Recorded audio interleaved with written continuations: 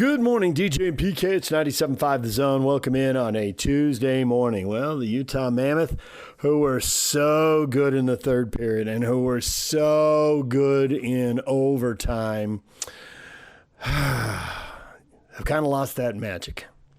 Maybe they'll get it back. Maybe in a week, maybe in a month. Who knows? That's why we watch live unscripted drama, right?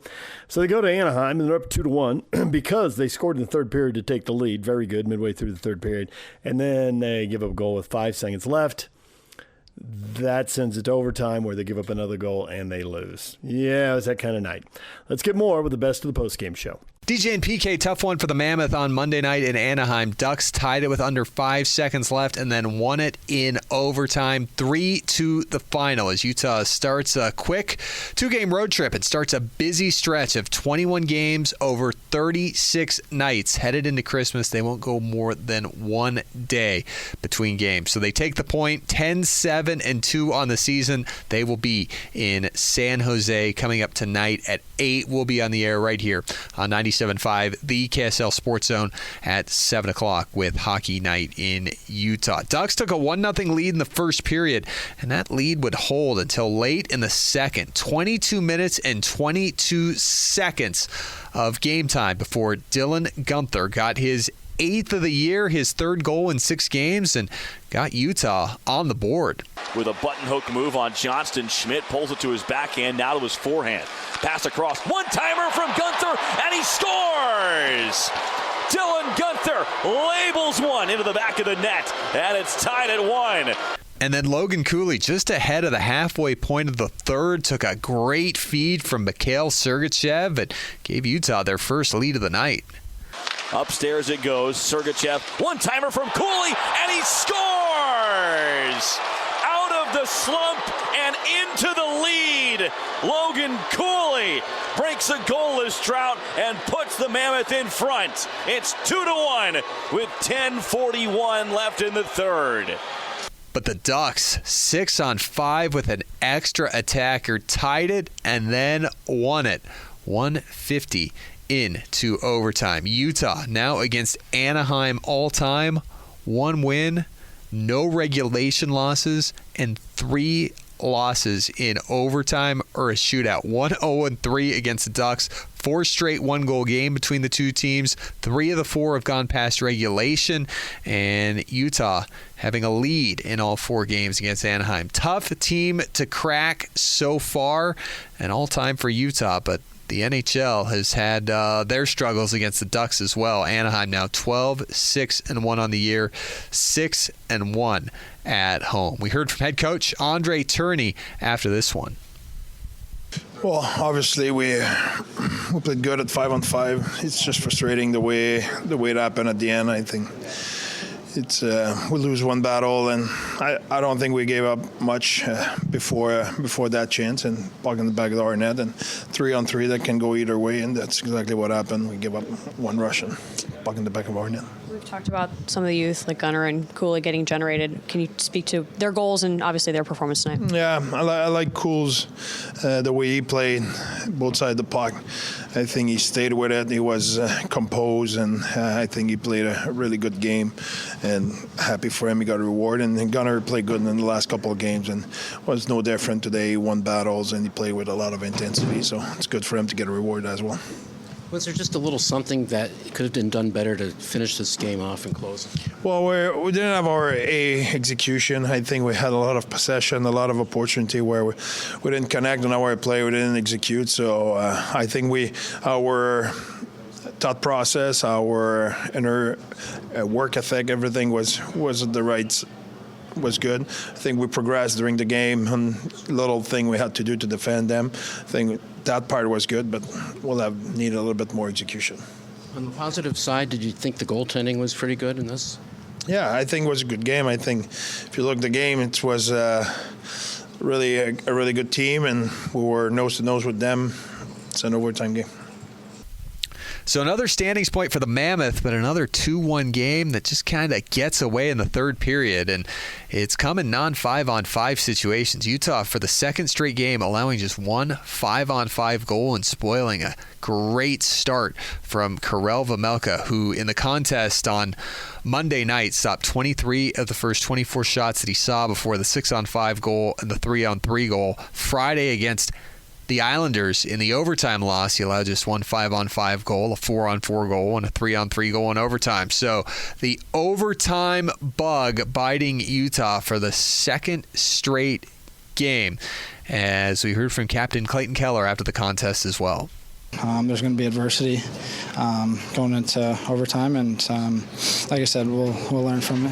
What are some of the positives that you did see from this group, especially towards the late end of that game? Yeah, I think as the game went on, I think the Lions got going. We had some extended zone time. We got some more pucks than that. We tried to do our job on the track as much as we could. They're a fast team. They play really a skilled game, and they work hard. So I was proud of how we did that. How important was the goaltending in this game? Yeah, Veggie's been great all year. He makes, key saves at, the right times, and, we love playing in front of him, and, got to do a better job for him on both of the, last goals. Did you think that the momentum in the game shifted? It seemed like they came out pretty strong, and then after you got a goal, things kind of took over a little bit. I think it was back and forth, honestly. But yeah, there's going to be times in the game when both teams have some momentum, and it's what you do to try to break that momentum and get your game going. So on to San Jose, as we said, 8 p.m. face-off tonight, and we're talking all about it on today's edition of Mammoth Daily. We'll get Mike's morning after from the scene in Anaheim. We'll break it all down, get you ready for San Jose, and it's a Tuesday mailbag edition, our busiest day of the week on Mammoth Daily, wherever you get your podcast, Apple, Spotify, and now on the Utah Mammoth Team YouTube page. So check that out after DJ and PK, and we'll talk to you coming up tonight for another edition of Hockey Night in Utah. All right, there's the best of the postgame show. When we come back, Bronco Mendenhall, Kyle Whittingham, Kalani Sitake. We'll hear from the football coaches heading into another big week. Stay with us right here on The Zone. DJ, PK, and we're joined now by Bronco Mendenhall, Utah State football coach. Bronco, good morning. Good morning. I know after 24 hours you're supposed to shake it off and move on to the next game, but Bronco, I think that one would be a little harder to shake off than most games. Oh, I'm not sure it's shake-offable. That one's going to last a long time, and it needs to. Doesn't mean that as a grown-up and young people, we don't need to be resilient and move on to the next one, and life demands that. But there's also, sometimes there's just experiences in your life that they don't go away. And for the team, for the players, for the program, really, really believed we were not only going to win, but win it multiple times. And that was difficult. You remember years ago you said you go into games, you prepare, you study, you do all this stuff, and then you get there and the game turns out nothing like you anticipate. And I remember you said that, and that stuck with me all these years. And so the fact that you lost obviously does sting. But the thing that in Vegas, of all places where you bet, there's no way I would have bet that your defense held them down to the level that it did. I mean, if you would have won the game, I would have thought it would be high scoring, and yet really it wasn't, especially considering that, at the end there, those points came in overtime. But that was just shocking to me, the way the game played out. The preparation of our defense and the momentum they're generating has been remarkable. And 23 points in regulation, 29 total is the fewest they've had. That's with 2 overtimes, the fewest points they've scored the entire year against anyone. And to your point, I'm never sure how the game is going to play out once we kick it off.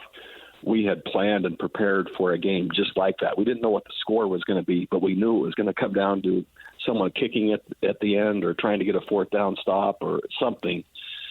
Never imagined we'd have a short field goal with 2 seconds left in control, and then it's overtime, and they missed the field goal, and we don't put it through again. The defense just over and over and over again in that game answered the call and held them to field goals or 4th down stops or turnovers, and just super proud of them. And the entire organization went ready to win the game, viewing it as a title fight, and really knew that winning that game kept us in the Mountain West Conference championship race, and the kids really believed that was possible. You're famous for saying there's 4 or 5 plays that turn a game, but I feel like this is a game where there were 10 or 12, and you might tell me, well, I've watched the film and there were 20 or 30, and I'd probably believe you if you said that because there were so many crazy things that happened. There was a moment early in the game, and obviously if this had happened, everything would have unfolded differently afterwards. But you get the touchdown, and there's a penalty on them, and it moves at half the distance to the goal. And immediately, I forget who it was, but the analyst on the TV broadcast is like, oh, this is a chance to go for 2. When you get that penalty, you got to think about that. Did you think about it? How close did you come to doing it? Because obviously you kicked the 1. No, just split second, but I didn't think it was really relevant at that point. And a single point would matter. We missed an extra point early in the game. And again, as it's already been well documented, we were 10 for 10 of field goals with no mixed extra points the entire year. And it's been really a strength of our team. And I just believed we'd play well enough and we would get the point back at some point. And I just didn't feel like that was the time.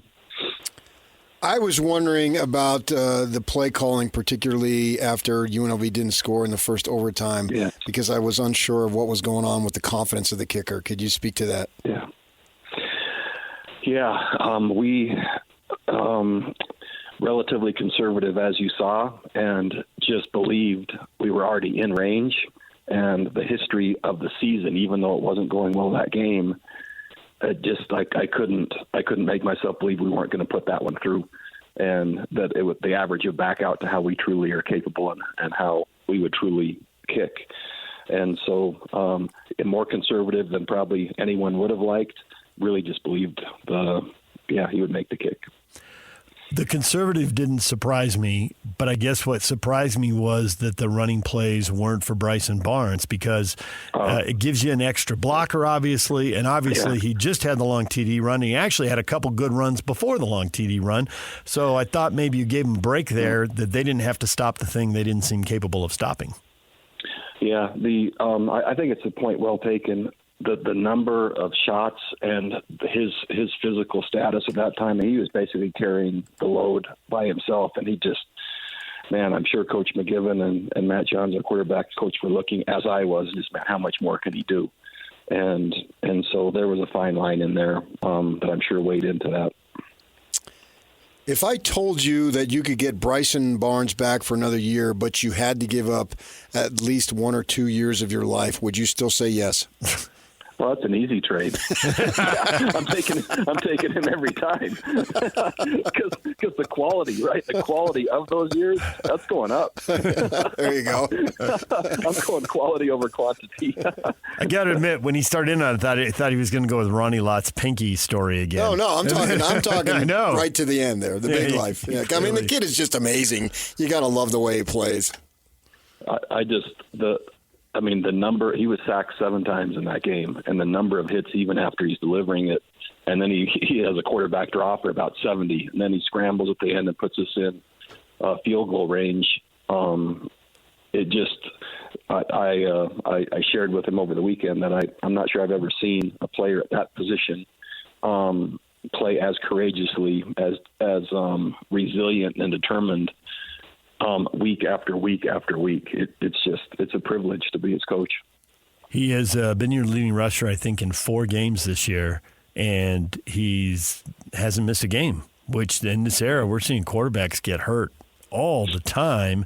And we actually have a former Aggie quarterback, Riley Jensen, who comes on the air, and he says it depends on which coach you talk to, but most coaches are trying to figure, they let a guy, they'll 6 or 8 design runs, and then they figure 6 or 8 times the kid's going to take off or take a big hit in the pocket, and that's all the hits they want. And to your point, Barnes had 22 carries in the official stats. Yeah, 22 carries, and that's not including getting hit after he throws or as he throws. Getting hit after or as he throws, and if you could just watch the number of those hits throughout the course of the season, I don't see guys getting up from those as we're watching opponents or other college football games. And the daily example of just fierce toughness and and getting off the mat over and over again is just, it's remarkable. And for more than anyone, I would love this season. I'd love to go on the road in Fresno and play well and win. I'd love to have Boise come in for our last game and play well and win. Love for him to get a chance in postseason to play well and win, just because of everything that he's done for this program and who he is. Well, to me, that would be an easy way, not easy, but at least a reasonable way to put this game behind you, because bowl eligibility is on the line, and you just spoke to it right there. So I would think the team would be able to gather itself and get the focus necessary to play Fresno State. Oh, I think they will, and young people are resilient. But I also know in my team meeting this morning, right, they're hurting because of what they put in, and we basically had won the game twice, and that was the shocking part to everyone, is walking off knowing that in almost every phase we had played well enough, and their preparation held, and it was a significant kind of moment for this team and the program, and then we didn't win, and so it stung. And the team was quiet and they're somber. They'll be resilient and focused, and they will respond. But I also have to be realistic in letting that process play out. And I was asked after the game, I don't know, what that looks like. And there's a pretty typical model in the world of social science, right, that usually starts with anger or sadness, and then denial, like, man, that didn't happen, or that couldn't have happened, right? And then a withdrawal where you need just a minute to kind of get it together. And then there's acceptance where you reframe it and then you go. And I think what sports teaches so much is because we play next week, right? We're into the next opponent today. You're not really allowed a lot of time to work through that process. And so you learn to expedite that. My wife gets furious with me because I'm a fast mover on her, but I've been trained to do that, because so many rely on me to be able to do it. Yeah. And so we're passing that on to young people, but also, they have till tonight, right, when we actually practice or start moving through what our opponent does. And they're still working through that process, and we all have to go through it. And then there's kind of a look in their eye or a way they carry themselves where you can see, okay, we're ready. They don't get more time than today, and if they take more time, it gets in the way of the next one. And so, but I am going to acknowledge that it hurt, still does, probably always will, but we got to move on, and that's how life works. Fresno State 7-3. It's going to be their senior day. They've got 2 conference losses, so they're still thinking that there's a path for them to the conference title game. You ought to be facing a fully motivated team in Fresno. There's no question, and what better way to finish? So they're averaging probably 38ish, maybe close to 40,000. The stadium there's a great following there. They're having success. But that's a different style of play, completely different than what we just faced and other games we played within the conference. But the parity, they are the same as the other teams. They're winning, but it's a very similar record to Hawaii, to New Mexico, to UNLV, to insert whatever Mountain West team you want. And that's what the top is going to look like. And we know we're capable. We just demonstrated that again. And here's the next test. You have the scariest of scary when we see that situation with Saxton going down, and then everybody just turns so silent. And even it takes your breath away, literally, even if you're watching at home, as I was. I'm wondering if you have an update. Yeah. All cognitive function has returned. So he's walking, he's moving, he's coherent. Concussion symptoms still remain. Obviously, they're doing the extensive work and review of just his neck, etc. But I have to say that during that game, when my team walks out and basically singing, right, Tongan hymns and united while he's laying there, was one of the most impactful moments I think I've had in my life. As they were kind of just sharing their support through song, through culture, through love, and through being good teammates. Truly remarkable. And I looked over and saw the UNLV players, and they saw what an amazing thing that was. And you could just see them like feeling, man, this is an amazing moment that we're part of. and crazy because we still had to play some more game after that, but I love this team. These kids they're amazing. Well, Bronco, we appreciate a few minutes. Thanks for joining us, and good luck turning all the emotions around and going to Fresno. Thanks so much. We'll see you. There is Bronco Mendenhall. We'll take a break. When we come back, Kalani Sitake and Kyle Whittingham. A reminder, join Hans and Scotty live today from noon to 3 at the Grill, 2264 South Main Street in Nephi. Good morning, DJ and PK. It's 97.5, the KSL Sports Zone. Time to go to Kalani Sitake's weekly press conference. The Cougars are 9-1 and headed to Cincinnati. Here's the head coach of the BYU Cougars. Back on Monday again and excited for this week. We're looking forward to the game. Going back on the road, it was good to be home for this game over the weekend against TCU. And love that the team was able to bounce back from the loss that we experienced in Lubbock.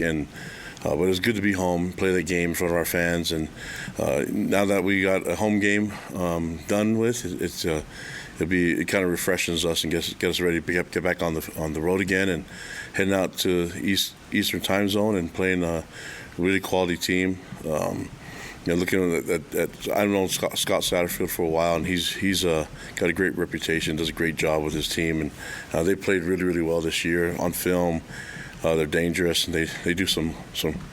I mean, they can put some points on you really quickly with Sorsby as a quarterback. He can run the ball, and he can spread the ball out in the pass game, and then they can run the ball with their the running backs. And so it's a difficult team to prepare against, but defensively they can make things difficult for you too. And I mean, they got one of my favorite players I like watching, in Dante Corleone. He does a great job up front. And I like his personality. I just like the overall like their team. I like the guys on their team, the leaders that they have, and people that we got to see at the media day and things like that. It's just you hear how they speak, and you hear about the culture and what Scott's doing there, and I just can't help but be impressed with what they're doing as a team. And this is going to be a big time game, and looking forward to the matchup.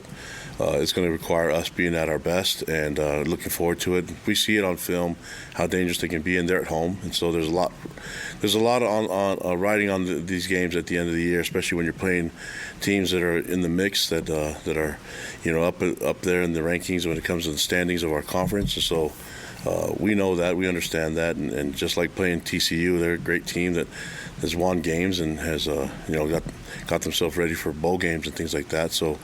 We know that this is going to take our best. We want to create more flow and momentum from last weekend, and looking forward to getting that done starting today with our prep. And so, what questions do you guys have for me? We'll start off with Jake Hatch. Yeah, Kalani, you mentioned Saturday night you're not necessarily worried about style points. You guys have big new kickoff showing up in Cincinnati. This is the third time I think you've had one of those national TV shows show up one of your games this year. How much do you think that, spotlight helps you guys when it comes to postseason opportunities and the like, if anything? Well, when you said it, I know about style points. I know what style points are. I want to win. That's the key. You want to win. And people look at the metrics. I mean, we were favored to win by 3 points, and we won by a lot more than that. So I want to win, and I want to play at our best. And if we can control the game, great. But if not, it comes down. Nothing's easy. You can't sit there going like we're going to go into this with trying to win with style. Like, I want to win the game first. And so I understand all of that stuff. And people running up the score is what style is. And okay, that I understand that whole concept. But I want to win the game first. That's the key. And that's going to be our focus, but you can't sit there and claim the game before you actually play it. You got to play the 60 minutes. Next question from Jay Drew. Kalani, you guys were just named the Big 12 Defensive Line of the Week. Your sack totals are way up from last year. What has just gone into developing that unit to be one of the strengths of the team, really? Yeah, we thought they'd be good. We talked about developing them and getting them where they want to be. A lot of people question it. That's fine. We're playing really good football right now, and we're sitting in a really good spot. So D-line is improving. Everyone's improving. We're staying, we're working on our depth. You're starting to see a lot of the young guys start to step up and understand the scheme a lot more. And when you're doing that, and everybody's clicking and doing the simple things right, it comes back to the fundamentals. If guys can do the simple things right and understand their assignments, and they get to play more, and eventually, we'll get them in the right spot. So I'm pleased with the way the guys are working, their belief in themselves and in each other and the system. And when they do that, good things can happen. But, it works hand in hand. The coverage has to be there in order for the pass rush to get there too. So it's usually a good sign if we're getting more sacks and more hurries, probably more disruption. If we can do things like that, then we'll have an opportunity to get interceptions and create some havoc. Next question from Jake Hatch. Faced a lot of good quarterbacks this season, Kalani. Where does Brendan Sorsby match up? Yeah, he's right up there with all of them. I mean, you look at the stats and you can see he can make things really dangerous, and he's really difficult at home. I think we know how that advantage can be, and so when teams come here in the mountains, it's a hard game to it's hard for people to figure things out, and I think that's been an advantage for us. We have to go on the road and play at Cincinnati against them, so they can be a different team, and especially when they have a lot to play for, and also this is their senior night, so there's a lot riding on it, and we know he's going to step up. I mean, the great players do it, and so we have to be at our best. That's going to be the key, but he can do all of it. I mean, he throws the ball, he runs the ball, he does everything right, and we have to figure out a way to disrupt him. That's not easy, though.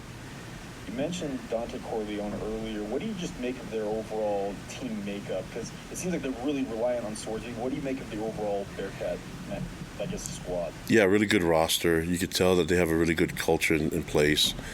I mentioned Scott Satterfield. You could tell that he's done this before and he knows what he's doing. And so the guys believe in their coaches. They play really assignment sound football, and so it's not going to be easy, man. There's well coached teams in this league, and then you match that with great talent and great culture. I mean, that's going to be difficult. So nothing's easy. You saw over the weekend how hard it is for guys to get wins, and even with that, the people can get yards on you. They can advance the ball. You have to find ways to gain victories, and usually that comes in disrupting things. And the stat that matters the most is the score. But everybody wants to focus on how you win, but they skip the part of actually getting the win first and securing it. Next question from Jay Drew. Kalani, I just wanted to ask, how did you guys come out of the game health-wise? And I think we saw Max Alford, who's been kind of a pleasant surprise this year, limp off the field. But how did you do health-wise, and can you just what has Max kind of added to the team this year? Yeah, Max has been really good for us, and then creating some quality depth, especially when we lost Che. And so Max filled in the position. He's super smart, and we were able to use him when we had some guys get banged up, when Jack and Glasgow and Seattle were a little banged up, and nobody's 100% right now. So after the game, we know some guys are still getting evaluated. We'll have probably more information for you on Wednesday, but we got some guys that were kind of banged up a little bit, but we'll be fine. Everybody's in the same situation where everybody's sore, and then there's some people that are, because it's at the end of the year, are running on fumes. That's why you have to depend on your depth, and so we've been through this. We've prepped for it. We want all our guys to be ready to go, but if guys aren't able to perform, then the next guy will have to step up and make it work. Next question from Mitch Harper. Kalani, L.J. Martin said on Saturday that he played with a lot more confidence, working his way back from the injury. When L.J.'s playing with the confidence that he showed on Saturday, what does that do for this offense as you guys head down the stretch run? Well, it's good. I think the physical part of the game is what he does, and so I'm not sure if he was ready altogether on when we played Texas Tech. I think maybe we could have benefited from him resting a little bit, but the moment was too big. He wanted to try it, and how can you say no to him? So, and it does make a difference when you get to heal a little bit. I think sometimes people think that the bye week is a magical healing week. You know what I mean? And sometimes things take some a little bit more time to get better, and we've seen that. I mean, we've had guys that have been banged up, and they're playing a lot better now than they did a few weeks ago or a couple weeks ago. So I think he fits in that same category. But what's really nice about LJ is his leadership and his ability to communicate with his teammates as a captain and as a leader for us. And then wanted to ask you too, with the college football playoff ring, because I know you've said that you don't get caught up in that, but does it get a little frustrating at all that you're a team that's only one loss and you're sitting behind, a handful of 2 lost teams? No, when I say I don't really pay attention to it, I know it exists, guys. I'm not dumb. I know all the stuff that's out there. I know what people are saying in the metrics and analytics and the style points and all that stuff. My focus isn't on that. So I understand everything that's out there. I got to be focused on what we can control, which is playing football and the preparation today. That's what I got to focus on. So it's nice that we're in the mix and that people are recognizing what we do, but what does that matter if we don't go 1-0 this weekend? So my focus and what I'm trying to keep the team focused on is the stuff that we can control. I know one thing, we go out there and play at our best, and I like our chances. But until then, I'm not going to sit here and campaign and waste my energy on stuff that I can't control. I don't know all the other people's schedule. I can't speak as an expert on everything because I don't know what everybody's done and what everybody's played. All I know is in my view of what I'm controlling with this team and what we have on our schedule, especially this week, that if we take care of business and you to do things one step at a time, then things should work out in your favor. And that's what I'm banking on happening. And that's what I want these guys to be focused on. It's hard to talk about 3 weeks from now when you can't even control what you're doing right now with everybody else. Let's just go play the game, be at our best, and then see what happens next week. Next question from Jake Hatch. Well, you highlighted him on Saturday night, but I wanted to ask about your young defensive end guys, Nusi Talmwe Payal, Kasili Akana, Kenny Fonohema. What have they brought to this defensive line? Yeah, they brought added depth, and athleticism, and skill, talent, a lot of that stuff, and then when you have a deep team like that at a lot of different positions, and you can use different people. And when you have upperclassmen that are not selfish and that are bought into what the team is trying to accomplish, they realize that other guys can help them, and that maybe them them tired is not better than the young guys or the backups being fresh. And so what you're seeing is a nice rotation, guys that are trusting each other and then doing it for the greater good of the team rather than just trying to get your personal stats. And so I appreciate all the feel for the team, the brotherhood that they have, and their willingness to share and understand that they don't have to do it all by themselves. And you can do that when you have depth and quality depth. And those guys are still babies, man. These guys are going to get big and stronger. I mean, they're going to be a force. And right now, it's good to see that they have they have an opportunity to contribute. But I think eventually, when they grow up and get bigger, it's going to be pretty scary. Got another young player, Bear Bachmeyer. Talk about maybe taking the brakes off of him. But are you thinking you want to do more just traditional offense versus some of the max protects you've used in the past? Is that what you're talking about, and unleashing him, I guess? No, I think we've kind of gone through this transition of bringing him along, and now that we're at this position, we can really do whatever we want. Challenged A-Rod, and they understand that was a plan going forward. We knew what we were trying to get done, and by the end of the year, we could do whatever we want depending on what we see as an advantage against who we're playing against. So it's just hard. We can think differently now going into this game 11 than we could back in game 1, even though it was an FCS opponent. So you can kind of just go step by step, and then we're in a position now where we can do whatever we want with him. Mentally, he was already there. He started studying and knew a lot of the other plays. The question is, we can't practice everything. We can only execute what we practiced this week, and so let's figure out what we do, what he does best and what he's the most comfortable with, and then what highlights our talent and our skill, and then let's go into this game pretty much with whatever we want to accomplish. But that's not just game day. That's what we want to accomplish and what we want to prep this week with. I got one more real quick. Bronco Mendenhall, not that long ago, was on a radio show saying he's already talked to certain players on his roster about essentially the future, like where their spot is on the roster. Do you have those communications with your players in season about what the future looks like for them?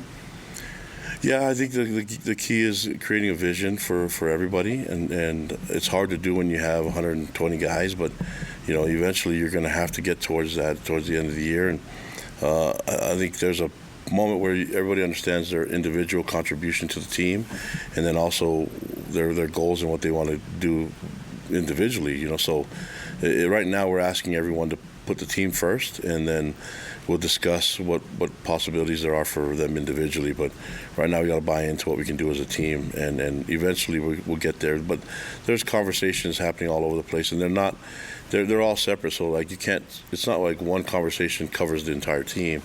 It's all got to be basically specialized for who that person is and how many years they have left and what they want to get out of this experience that they have in college football. There's Kalani Sitake talking BYU football. Now let's turn to Kyle Whittingham and his press conference up on the Hill. A little bit about the Baylor game.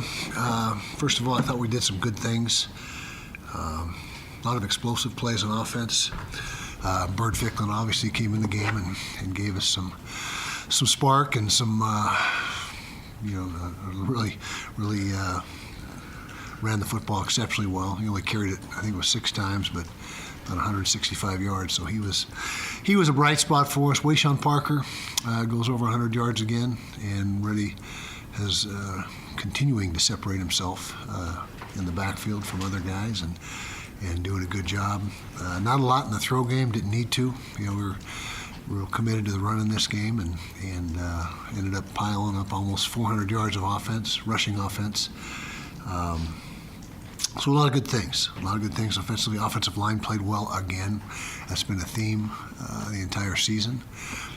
Defensively, certainly gave up more points and yards than you'd like, but scored a touchdown, set up another touchdown with a pick six and an interception. I think it ended up inside the 10-yard line. So good stuff there. Baylor, as I mentioned, going into the game, outstanding receiving corps, and feel no different after the game. That's the best receiving corps that we've played, and the quarterback is really good from the pocket. They threw for a ton of yards, 400 plus, but we were able to come away with a victory. Special teams, kind of a non-factor. Not a lot going on special teams-wise with either side, and so that was good to get the win. They're, like I said, they got some good players. They got size, athleticism, and speed and length and all that. So they were certainly a team that until we started to separate there in the second half, it was a pretty competitive game. Coming up this week, Kansas State back home, final home game of the year, senior day. So we get to recognize our seniors, and it's a good kickoff time, 2 o'clock, so we like that. A little bit of a roll here. We got some momentum going into this game, and got to try to hang on to that. All starts with a great week of preparation. It starts today with that, and we're in pretty good health. We'll find out as the week goes on. With some guys that might be a little questionable, but for where we are in the big picture, health-wise, got no complaints this time of the year. So, questions? This is from Justin Tao. It says, great win Saturday with about 400 yards passing given up in the last game. What's your plan to tighten the screws for this week's game? Yeah, well, like I said, going in, they're a talented receiving corps. We expected them to, they've been throwing for over 300 a week all season long, and so it wasn't a surprise that we were tested deep. In fact, gosh, it must have been 15 fade balls thrown in that game, 50 balls at least. I mean, it was one after another. And so we needed to make a few more plays than we did. There's no doubt about that. But we've been good in pass coverage all season long. We're still amongst the leaders in the conference in both pass yardage given up and pass defense efficiency. And so just got to keep working at it.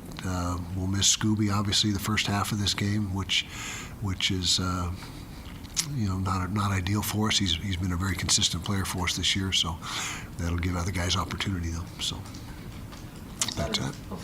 On Saturday night, you had talked about how Devin has just been banged up enough. Yeah. It's still questionable each week. Is there a situation where Bird starts this game or the last game, or kind of where do you kind of see that? Is it still just kind of up in the air? Day by day is what we're taking it, and That's the best answer I can give you. If I knew any more than that, I would share most of that with you, or some of that. But it's just a situation where Devin, there's a lot of physicality in his game, with all the runs he does, and scrambling from the pocket, in addition to the design QB runs. So he takes some physical. It takes a physical toll on him, but he's a tough kid. He loves it. He's not he loves running the football, and he's been effective at it. So we'll just see what happens. But certainly there is a scenario where you could see Bird. I'm sure of that, but we'll see. You guys have blown out teams in each of your wins. Mm-hmm. Are style points kind of consideration for you guys with the college football playoff? No, I don't believe in humiliating anybody or trying to run up the score. When you're playing a throw team like Baylor, no score. You got to have a 4-score lead to be safe, because they throw the ball so effectively they can strike from anywhere, and so that's a little different than if you're playing a team that is a run-oriented team and you get up a few scores. But no, to answer your question, I don't subscribe to that. We don't subscribe to that. There's been games this year where we certainly could have piled on more points, but I just don't think it's not who we are. Yeah. Morning, Coach. Morning, PK. Now, I know you've been saying focus is on Kansas State. Absolutely, 100%, and nothing else matters. You don't even know that it's your birthday this week, because it's all... Stop. I can't believe you said that. Okay. But I'm going to ask you this question anyway. The way your team is playing right now, which obviously is at an extremely high level, do you think right now that it is playoff worthy? You know what? We're going to take things one game at a time, PK, and see if we can see how we do against Kansas State. But I'll tell you right now that this team has a lot of confidence. We've got a lot of momentum going right now. The leadership is outstanding, and we think we're playing good football. Is it good enough? We'll find out. We got to take care of our business first, starting with this week. And when the dust settles and the regular season's over, we'll see where we're at and what kind of opportunities are there. You'd mentioned that Devin in that situation, sort of day-to-day, obviously with him just being hampered with the injury. Is there any scenario this season where you shut him down just because you're worried about his long-term health, or is the injury, I guess, severe enough for it to render him just shut down for the season? No, and we would. That's not my decision. Obviously, that would be a medical decision. And so you're asking, going forward, are we going to shut him down, or is there any scenario where that happens? Is his injury severe enough in that case? As it stands right now, no. No, as it stands right now. But you got to be able to function and be. He gets pretty sore and pretty beat up, as I mentioned, and so. But no, we don't feel that he's been put in harm's way any more than the next guy as far as long term and that type of thing. Kyle, after the game, you mentioned that Devin, his mastery of the offense and just his experience in the offense is what led to the decision to keep him out there. But how do you balance that versus how he's performing, how he's executing in terms of how, playing him, I guess? Yeah, well, it's all in the equation. During it's game by game and within the game itself. When we feel that the game is out of reach, then we've tried to get him out in those situations, and we've supplemented him, as you noticed, throughout the game with Bird. Sometimes they're in there. A lot of the time they're in there both at the same time, but Devin doesn't have a lot of a role when Bird is at the quarterback. He was more of a guy that just is window dressing out there. But we just rely on the medical staff to help with those decisions, and as long as they say he's good to go and he says he's good to go, then we just try to do things as intelligently as we can, and like I said, when the game seems to be in the bag, so to speak, then we try to get him out of there. Kyle, at the beginning of the season, you said that this could be the greatest offensive line you've ever had. 10 games in, have they met expectations? 100%. Ask them? 100%. They're surpassed. Surpassed expectations? I would say as advertised, exactly what we expected, and if anything, maybe even better than we expected. We're second in the nation in rushing the football, and that's a real good indicator of the physicality and the talent level of your front. And then, did you happen to see the catch that went viral by a certain player that will go nameless. Certain high school player? A certain high school player at Rice Eccles Stadium? Absolutely. That was very impressive for that, whoever that guy was. And it's as good a play as I've ever seen at any level. I don't think I can get in trouble for saying that, because we still don't know who the guy is. But anyway, yeah, good point. Thank you for bringing that up. Kyle, I kind of wanted to ask you a big picture question. I know you mentioned you're focused on Kansas State, but it seems like you have 2 starting caliber quarterbacks on your roster, and you obviously view them very highly. You know, there's been scenarios in the past where teams like Texas have had Quinn Ewers and Arch Manning on their roster long term. Given just the way the offseason goes, is there a scenario where you can see Bird and Devin staying on the roster next season together, just given the circumstances of how the portal is and all that? We sure hope so. You know, and that's remains to be seen, and we'll, you know, that will be addressed. Obviously, they've tweaked the recruiting a little bit now in the dead periods, where December is now completely a dead period, and the portal does not open until January now, and so you have a little more time after the regular season to sort those things out than before. Before, you'd have to start those conversations now with a lot of your players as far as what their plans are and that type of thing. But with what Bird's done this year and what Devin's done for that matter, we're going to have to really step up to hang on to those guys, and that's really an administrative thing, it's not in my court. That's what kind of resources we can come up with to keep the roster together, and you know, it'd be interesting to do the study. My guess is if you took a study of Power 4 football rosters, you know, the $25 million rosters, the 20, and with the average win-loss record, it would just follow suit exactly with the resources available. So yeah, everyone's trying to step up in that regard. Who's a better thrower between the two? You know, Devin, they have different styles. Devin gets the ball out extremely quick. He's got a quick release. He's able to go through the progressions a little quicker than Bird because he's so familiar with them. Bird maybe has a little more zip on the ball, a tad more accuracy at times, but they're different types of throwers from the pocket, and they're both outstanding, but just different. So I don't know if you can say one's better than the other. They both do it their way. Good time for one more, Sammy. Jason Stokes Jr. only played 13 snaps on Saturday, but he had that good pass breakup. What have you seen from his development that you know has given you guys confidence to put a true freshman out there versus some of these pass-heavy teams? Yeah, well, he's progressed ever since he got here. You know, we obviously liked him out of high school, or we wouldn't have recruited him. We thought he had some real upside, and you're right, he made a really nice play in the game on Saturday, and it was an opportunity to put him in the game when we got to what was it, 49-20, I think, is where we felt the game was pretty much out of reach, and gave him some opportunity, and a lot of that was Scooby, you know, going out early, you know, that gave us an opportunity to put other guys in, and then Jason was next in line, and so that it was kind of a chain reaction. But I can tell you right now, we have a lot of confidence in Jason, and he's a guy that, as I mentioned, has really gotten better week by week and works hard and has great attitude. And Sharif, Coach Shaw, just thought it was time for him to maybe get some game action and show what he can do. All right, there's Kyle Whittingham at his weekly press conference. A reminder to join Hans and Scotty tomorrow from noon to 3 at Tim Dahle Nissan Southtown. 11155 South Jordan Gateway in South Jordan. Tim Dahle, home of the Forever Warranty. DJ and PK, what is trending? The headlines are next.